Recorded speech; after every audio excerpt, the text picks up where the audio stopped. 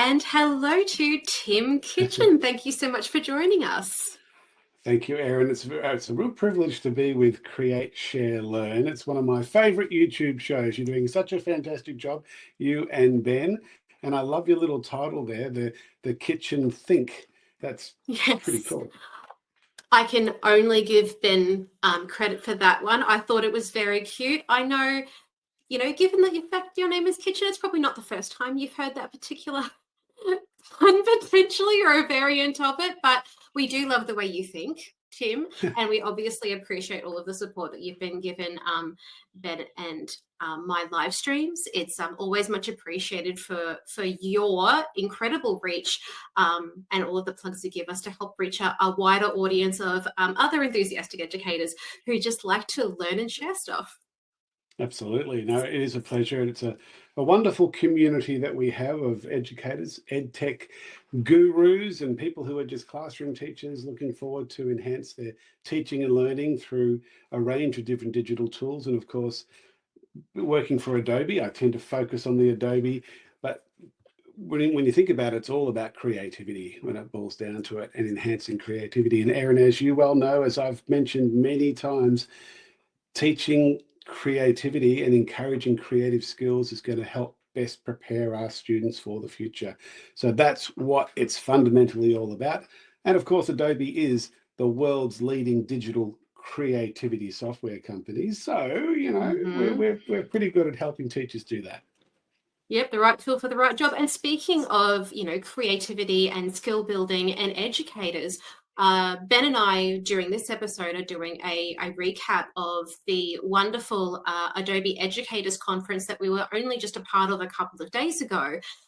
So Ben and I both ran a workshop, and, there was obviously offered up our skills to moderate for other people's sessions, as well as enjoying all of the wonderful segments and speakers, because it would have been a mammoth task for you to pull that event together and have and coordinate so many, like, very gifted but also very busy individuals. Kudos to you and the Adobe team. It was an amazing event. What would you say was your personal highlight? Well, the whole thing was the fact that it all just worked relatively seamlessly. We did have a couple of moderators and one presenter have to pull out the last minute because of illness. And Erin, you stepped in to help with one of the moderation sessions, which was really, really helpful. I did. And I just squeaked in there too, Tim, because I came down with a bug like the day and a half before the workshop. So I'm so glad that it was online, because then I could just sort of, I just was just well enough to power through. This extended cold and flu season would just play havoc with arranging events like yours.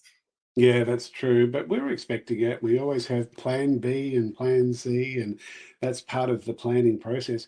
In some ways, it was easier to run this year because it was all totally virtual. So I didn't have to worry about Mhm. hotel bookings and getting to different venues and flights. Last year, some of you may remember we actually ran two hybrid events, one in Melbourne and one in Sydney.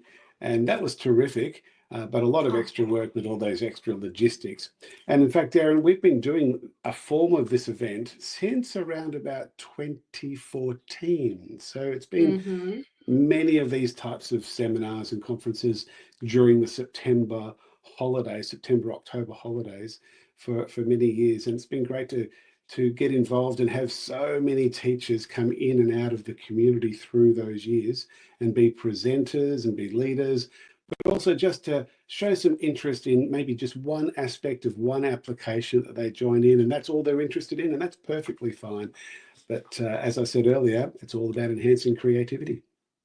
Yeah, it absolutely is. And, speaking of, focusing on one aspect or one element of one particular app or one creative process, that was the biggest challenge that I found being a presenter for the conference, was to pick an element of a topic, and then to be able to then present all of the ideas that you're super excited to share in only a 45-minute window, because you had so many sessions, and that shorter duration meant that you could obviously have more presenters.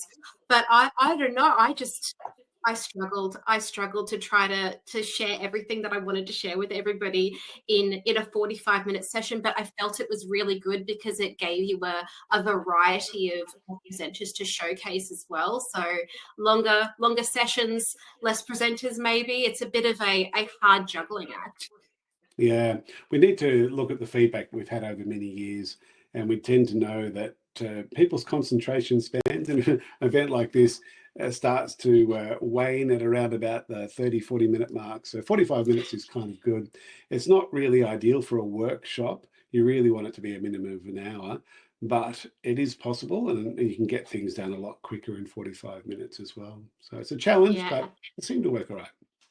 It was a challenge, and I know that a couple of people that attended my workshop did actually follow along with some of the activities, because my focus was I didn't want to just be Sage on the stage. I wanted to have everybody who came along or watched my workshop on demand to actually be able to walk away with activities. So I had like, I think half a dozen or so templates for people to remix and use so that they could take it away.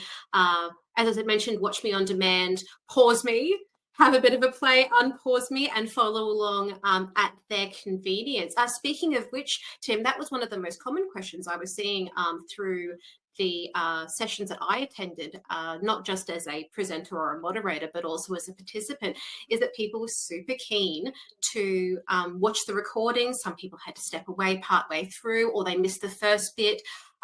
So those recordings will be going out to people in the coming weeks, won't they? Yeah, they'll start coming out as of today, actually. And today being, we're recording this on Friday the 3rd, so the day before this goes live to air. So by Mm-hmm. the time you're watching this show, there should be quite a few recordings already available on the conference site. Now, Erin, I know you probably haven't got it all set up to show us the conference site, but maybe in the pre-record at some point you can share the conference website, because that's where people will find Actually, it. actually, I do still have all of this, is because it only, the conference for me as of this moment only happened yesterday. So I actually still have all of my browser windows open.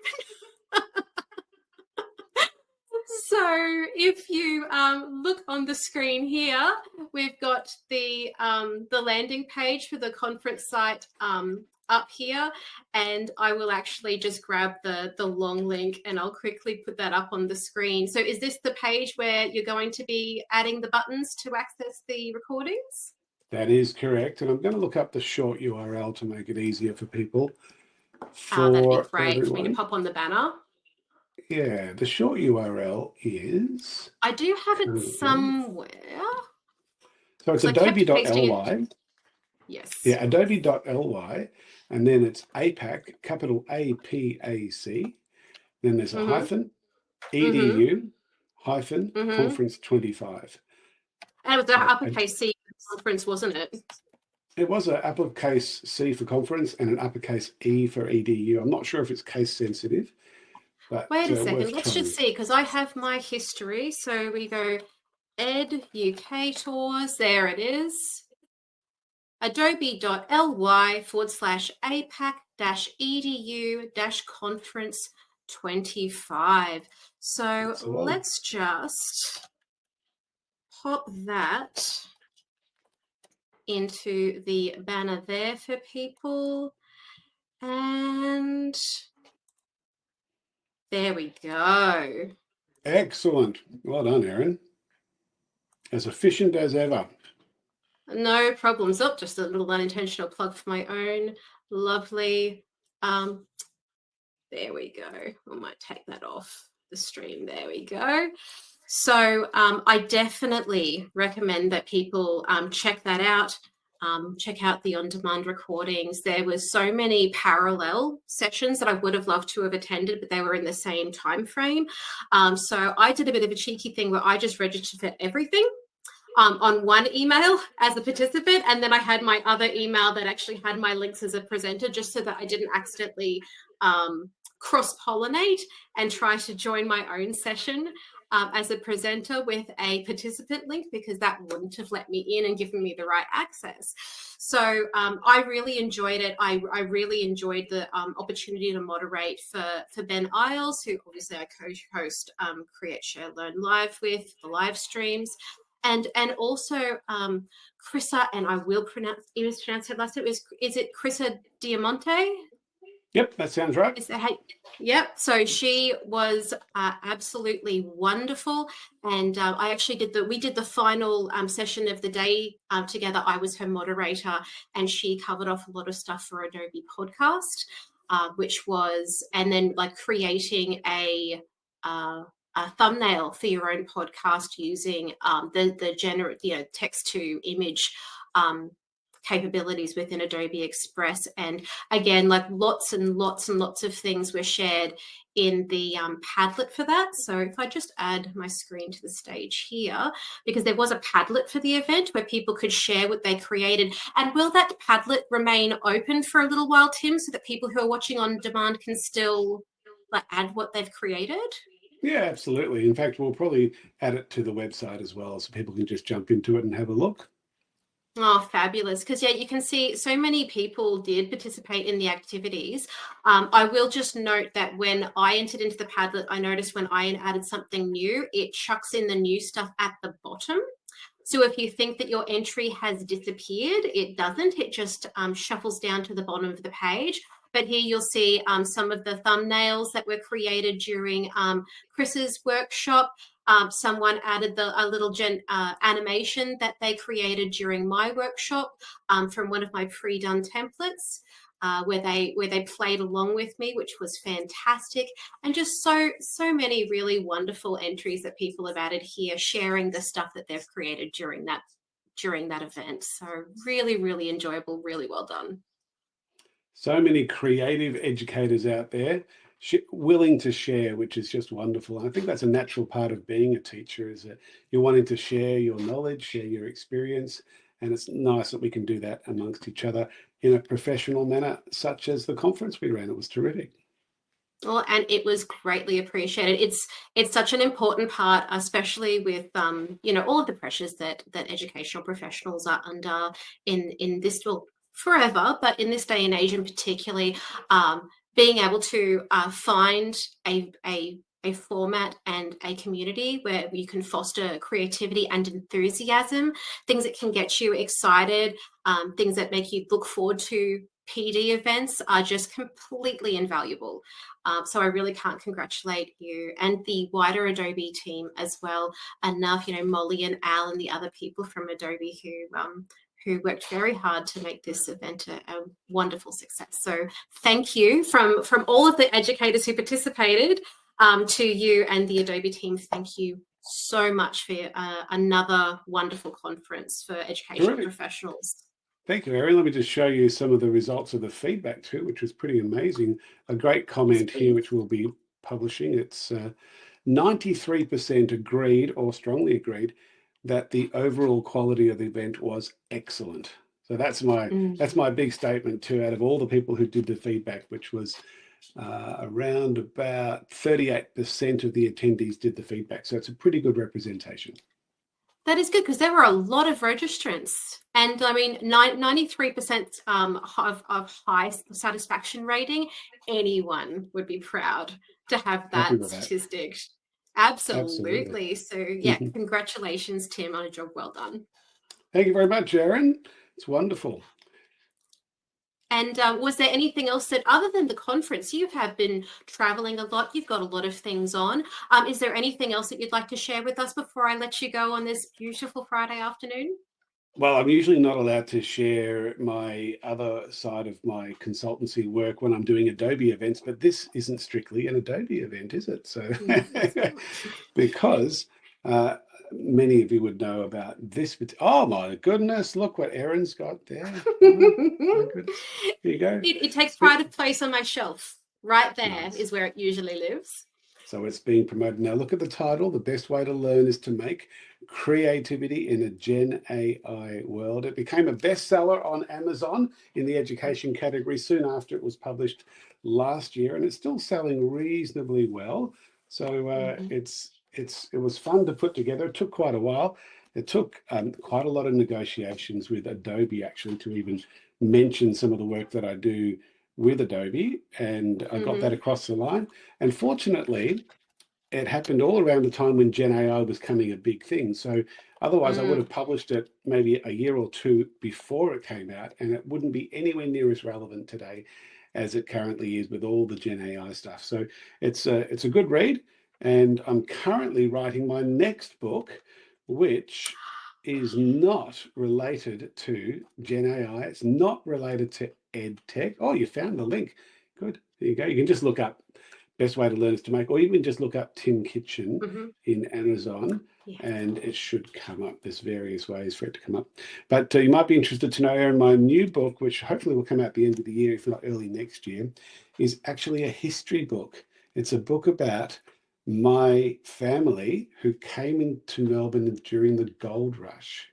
And they started a manufacturing, a soap and candle making business, which became one of Melbourne's largest manufacturing organisations.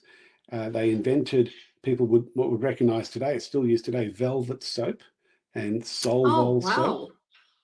and then they were called JJ Kitchen and Sons at the time, and then they became Lever and Kitchen, and then Hmm. Unilever took over. So they're still under the banner today of Ah. Unilever, Hmm. but Yes, I recognize the brand from other products. Yeah. there you go. Yeah. So it's Yeah. an interesting history. And then from that, looking at all the other different things that happened in the time of Melbourne, from the gold rush through to more recent days that connect. So it's a history book, very different to what I was writing. And I don't need to go to any Adobe lawyers to get any permission to publish this one. So what we might want to do then, Tim, is go to your bookseller of choice and follow the author. Keep an eye out. Yeah, well, Amazon has to be your bookseller of choice because that's the only way you're going to get access to it. So don't go to the There we local go. bookstore; it's not going to be there. Hmm. So no, that's fantastic, Tim. Well, I will definitely look forward to keeping an eye out for that because it is one of those things that is really, really interesting when you sort of think back about your family history and you think back about, the different things that your family has achieved or accomplished. Like say, for instance, my last name is of German origin because my grandparents immigrated to Australia with children in tow in the 50s, and they led fairly quiet working class lives, but they achieved so much. And being aware and appreciative of the history of your family is and the accomplishments that they have, the way they worked, the way they achieved what they achieved is such an important thing. You can learn so much from the past and from your personal history as well. I mean, these people are a part of you. You carry their legacy forward. That's right. It's Yeah. really, And it is a beautiful thing to know a little bit more about your family. yeah, absolutely. No, I agree with those sentiments. And I learned so much about not only Melbourne's history, but about my family, a lot of things that I didn't know. And I'm glad I'm able to document it. My father actually started a lot of the research. He did the genealogy and all of that before he passed away. And I found an old box of his that I'd kept in storage and noticed all of this work that he'd done. So I'm now starting to put that Oh, work together to actually do this publication. And my auntie is my editor, and she's been editing away my first draft that I worked on in January, and I'll hopefully be finishing it off when I'm taking some time off later this month, and then we'll see how we go if we can get it done by the end of the year, or if not, early next year. that's so wonderful because yeah, I can appreciate that because I no longer have any of my grandparents, so I can't ask them questions about where our family was from. I try to remember details about stories that they've told, but names, places, they all become fuzzy after a while. And if you don't have someone who keeps track of these things, then you really you lose that connection to the places that were at one time very important. After all, in the end, after 100 years, aren't we all just a story that somebody else has told? So, Exactly.